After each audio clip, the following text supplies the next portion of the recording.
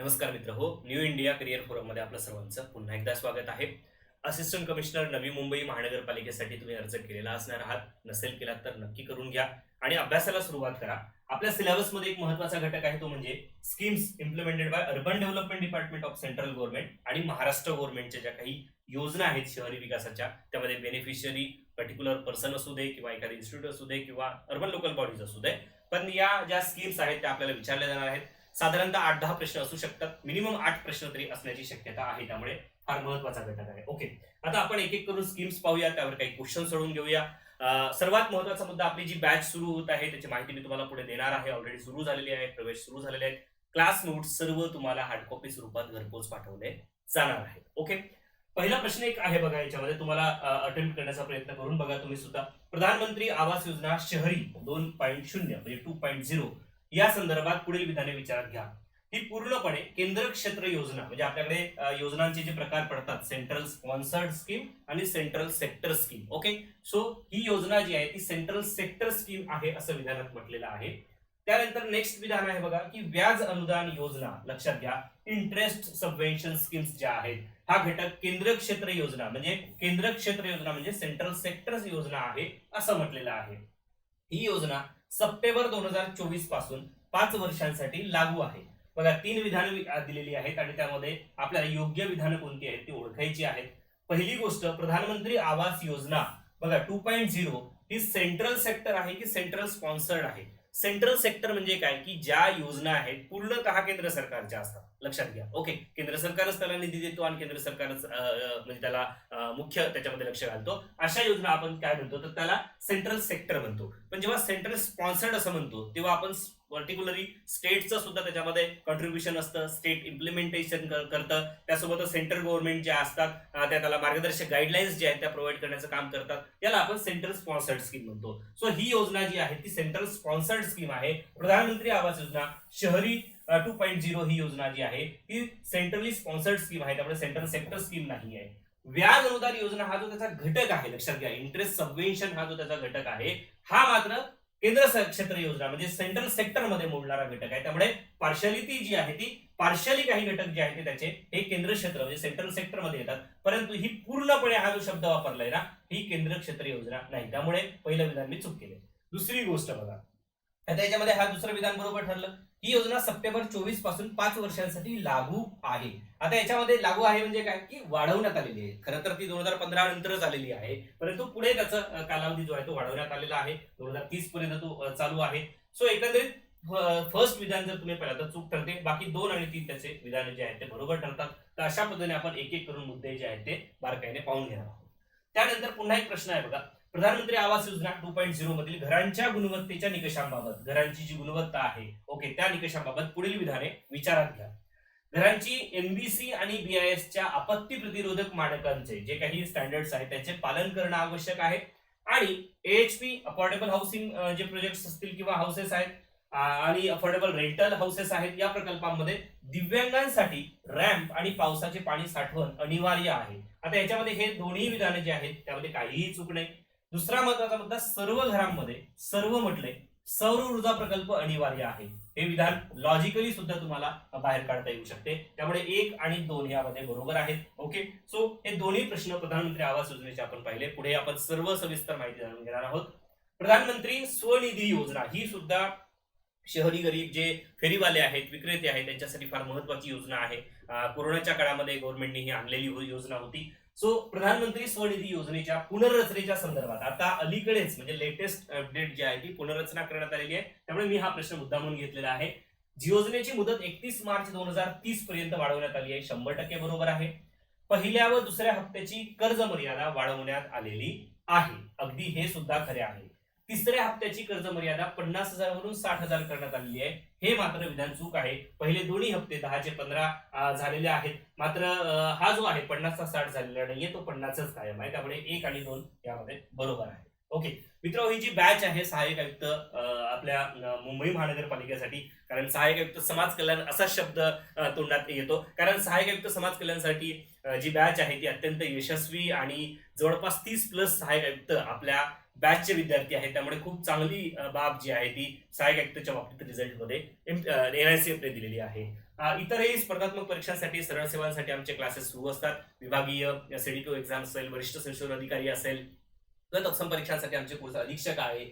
Okay, so हा जो मुद्दा आहे की प्रत्येक परीक्षेमध्ये आम्ही टू द पॉइंट कंटेंटला फोकस केलेला आहे. या बॅच मध्ये सुद्धा आम्ही कंटेंटला फोकस करूनच काम करत आहोत. सर्व क्लास नोट्स या बॅच मधील तुम्हाला हार्ड कॉपी स्वरूपात घरपोच पाठवले जात आहेत. प्रवेश घेतल्यानंतर साधारणतः 3 ते 4 दिवसांमध्ये. कोर्स कालावधी साधारणतः 6 महिने आहे. बॅच रेकॉर्डेड स्वरूपाची आहे. यामध्ये 5 फुल लेंथ टेस्ट ज्या आहेत त्या इन्क्लूड आहेत. 5 पूर्ण फुल सिलेबस, जसा TCS पॅटर्न असतो, सेक्शनल वगैरे वगैरे, याचा विचार करूनच ते ठेवलेले आहे. लॅपटॉपवर सुद्धा त्याचा ऍक्सेस घेता येईल. फीज मध्ये सध्या 500 रुपये सवलत आहे.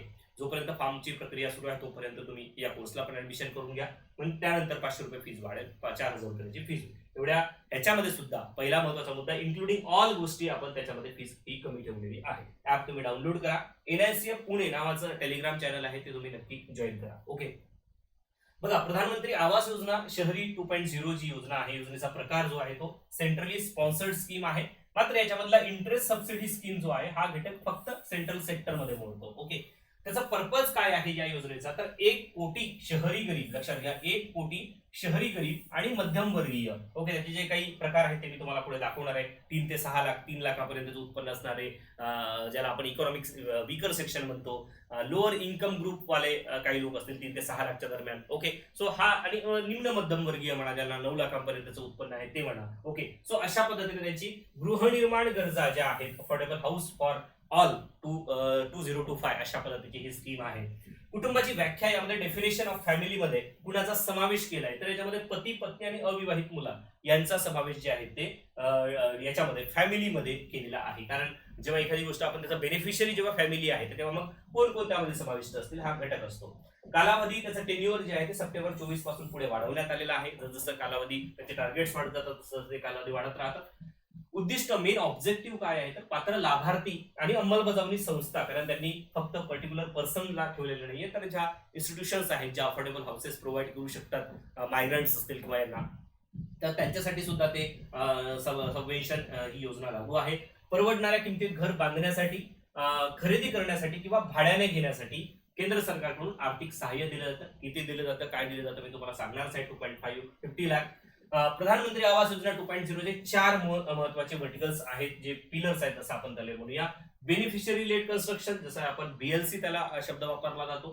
अफोर्डेबल हाऊसिंग फॉर पार्टनरशिप, म्हणजे सार्वजनिक खासगी भागीदारी अपार्टमेंट प्रकल्प बांधायचे आणि मग ते जे काही लाभार्थी आहेत त्यांच्यापर्यंत ते द्यायचे. अफोर्डेबल रेंटल हाऊसिंग, जे काही मायग्रंट्स असतील, शहरी स्थलांतरित कामगारांसाठी भाडे गृहनिर्माण जे आहेत, किंवा इंटरेस्ट सबसिडी स्कीम्स, गृह कर्जावर व्याज अनुदान. सो अशा पद्धतीने 4 पिलर्स मध्ये ही योजना जी आहे ती राबवली जाते. अत्यंत स्टेप बाय स्टेप परफेक्ट पद्धतीने आपण हे पाहतो. म्हणजे तुम्हाला याच्या पलीकडे काहीही करायची गरज शक्यतो पडणार नाही. बघा, सहाय्यक आयुक्त पदासाठी जरी जागा, वॅकन्सीज कमी आहेत, त्याच्यामुळे जरा तुमच्या मनामध्ये शंका झालेली असेल की नक्की तयारी करू की नको करू, पण तुम्हाला एक सांगतोय की जो काही 40+60 असा जो सेक्शन आहे, तुम्हाला या 60 मध्ये पूर्ण जबाबदारी तुम्ही माझ्यावर सोपवा. मी चांगल्या पद्धतीने तुम्हाला, अतिशय चांगल्या पद्धतीने, उत्कृष्ट पद्धतीने कंटेंट तुम्हाला प्रोव्हाइड करतो आहे. तुम्हाला 40 क्वेश्चन्स जे आहेत त्याची तुम्हाला सेल्फ तयारी करायची आहे, त्या आम्ही टेस्टमध्ये कव्हर करू, परंतु तुम्हाला सेल्फ तयारी मात्र त्याची करावी लागणार आहे. जर तुम्ही होप ठेवलात, लक्षात घ्या, या 60 मध्ये जर तुम्ही 50+ गेलात आणि इकडे सुद्धा जर 40 मध्ये सुद्धा चांगल्या गुणांनी जर तुम्ही पास झालात, तर 100% तुम्ही इन राहता. ही गोष्ट लक्षात घ्या. ओके, प्रधानमंत्री आवास योजना जी हे आहे, त्याची जी सुरुवात झालेली होती, प्रधानमंत्री आवास योजना अर्बन म्हणून. ओके, तर ही योजना 2015 मध्ये सुरू करण्यात आली होती. त्याचं उद्दिष्ट होतं सर्व पात्र शहरी कुटुंबांना सर्व हवामानामध्ये पक्के घर, पक्का हाऊस देणे, हाऊसिंग फॉर ऑल या संकल्पनेवरती आधारित होती. त्याच्यामध्ये अपात्र सुद्धा आहेत काही लोक. जे कोण अपात्र असतील, तर ज्यांच्याकडे भारतात कुठल्याही भागामध्ये पक्के घर आहे असे लोक अपात्र आहेत. 20 वर्षात कोणत्याही सरकारी गृहनिर्माण योजनेचा जर ऑलरेडी फायदा घेतलेला असेल तर ते लाभार्थी जो आहे तो अपात्र ठरतो. घरांच्या गुणवत्तेच्या बाबतीत काही स्टँडर्ड्स मेंटेन करावे लागणार आहेत, जसं की पाणी पुरवठा, स्वच्छता व्यवस्था, रस्ते, वीज, खालील सुविधा असायला पाहिजेत, बेसिक अम्युनिटीज. त्यासोबतच सेफ्टी स्टँडर्डच्या अनुषंगाने नॅशनल जे काही बिल्डिंग कोड आहे, ज्याला आपण NBC असं म्हणतो, किंवा ब्युरो ऑफ इंडियन स्टँडर्ड्स आहेत म्हणजे BIS, यांच्या गाईडलाईन्स ज्या आहेत, ज्या आपत्ती प्रतिरोधक मानकानुसार, म्हणजे भूकंप, सुनामी या सगळ्या गोष्टीचा विचार करून त्या पद्धतीने ते असावेत.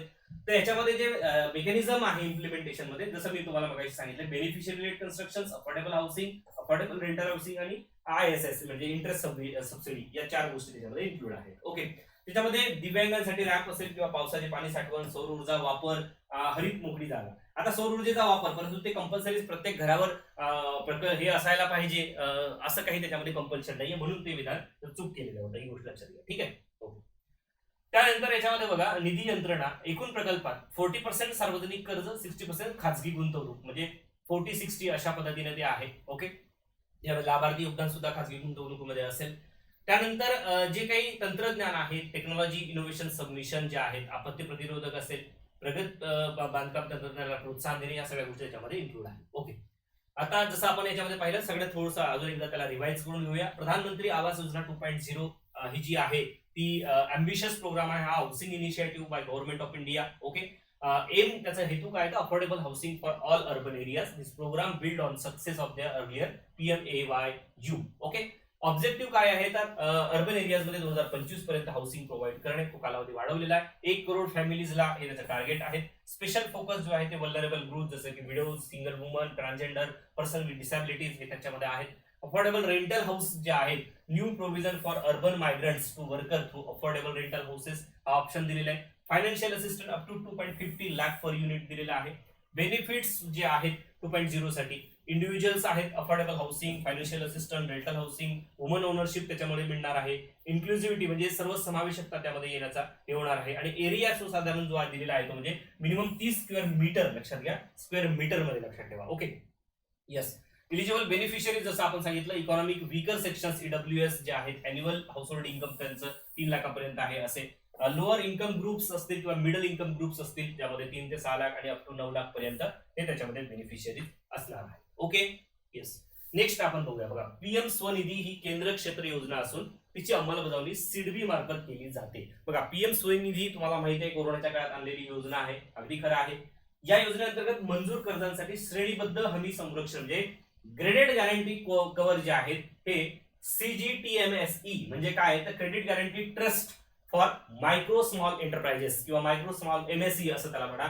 सो यांच्या मार्फत दिले जाते. हो, दिले जाते. हे दोन्ही विधानामध्ये काही चूक नाहीये. ओके. त्यामध्ये विधान, आता बघा, योग्य पर्याय निवडा. पर्यायामध्ये सुद्धा आपल्याला व्यवस्थित निवडावं लागणार आहे. दोन्ही विधाने बरोबर आहेत आणि विधान 2 हे 1 चे योग्य स्पष्टीकरण आहे. त्यामध्ये असं काही आहे का, दोन्ही विधान सेपरेट आहे, त्याचं स्पष्टीकरण मागवलंय का या विधानामध्ये, अजिबात नाहीये. त्यामुळे विधान बरोबर आहेत पण हे स्पष्टीकरण वगैरे नाहीये. त्यामुळे पर्याय दुसरा बघा, की दोन्ही विधाने बरोबर आहेत पण 2 हे विधान 1 चे योग्य स्पष्टीकरण नाही. 100% बरोबर आहे. का, कारण याच्यामध्ये कुठल्याही गोष्टीचं स्पष्टीकरण मागवलेलं नाहीये आणि ह्या विधानाचा या विधानाशी तसा तरी तुलनेने स्पष्टीकरणात्मक संबंध नाही. ओके. त्यामुळे विधान 2 बी बरोबर आहे. पीएम स्ट्रीट वेंडर आत्मनिर्भर निधी, ज्याला आपण पीएम स्वनिधी असं म्हणतो, तर ही योजना जी आहे ती रस्त्यावरील फेरीवाले स्ट्रीट वेंडर्स यांना कोलॅटरल फ्री म्हणजे तारण रहित म्हणजे तारण विरहित असं म्हणूया त्याला. सो कोलॅटरल फ्री हे जी कर्ज भांडवल योजना आहे, त्यांचा व्यवसाय पुन्हा सुरू करण्यासाठी ज्यांना एक इकॉनॉमिकली ज्यांना त्रास सहन करावा लागला कोरोनाच्या काळामध्ये, हा त्यामागचा हेतू होता. हॉकर्स असतील किंवा अर्बन लोकल बॉडीज मधल्या लिमिटमध्ये जे कोणी काम करत असतील शहरी भागातले, म्हणजे इव्हन एखाद्या व्यक्ती ग्रामीण भागात राहतो आणि तो शहरी भागात येऊन अशा पद्धतीने अर्बन लोकल बॉडीज मध्ये काम करतो, तर तो जर पत्र रिकॉग्निशन घेत असेल तर तो सुद्धा लाभार्थी ठरतो. ओके. इम्प्लिमेंटिंग एजन्सी जी आहे ती सिडबी असणार आहे, तुम्हाला माहिती आहे. तर योजनेची संरचना आणि आता अलीकडे जर बदल तुम्ही पाहिला त्याच्यामध्ये, तर 10,000 सुरुवातीला होते, नंतर 20,000 आणि 50,000. म्हणजे काय, की पहिल्यांदा कर्ज घेतलाय, नंतर तो योग्य वेळेवर फेड करतोय, तर मग त्याला पुढे कर्ज मिळताना 20,000 मिळायचं, तिसऱ्या टप्प्यात त्याला 50,000 मिळायचं. आता त्यांनी काय केलंय, की आता 27 ऑगस्ट 2025 रोजी त्यामध्ये थोडीशी पुनर्रचना केलेली आहे आणि मुदतवाढीला मंजुरी दिलेली आहे. मुदतवाढ 31 मार्च 2030 पर्यंत या योजनेची मुदतवाढ ठेवलेली आहे. मंजूर खर्च जवळपास 7,332 कोटी रुपये आहे. पहिला हप्ता सुरुवातीला 10,000 रुपये होता, आता तो 15,000 रुपये झालेला आहे. म्हणजे कर्ज एखाद्या व्यक्तीला पहिल्यांदा कर्ज घेत असेल तर 15,000 रुपये मिळू शकतात.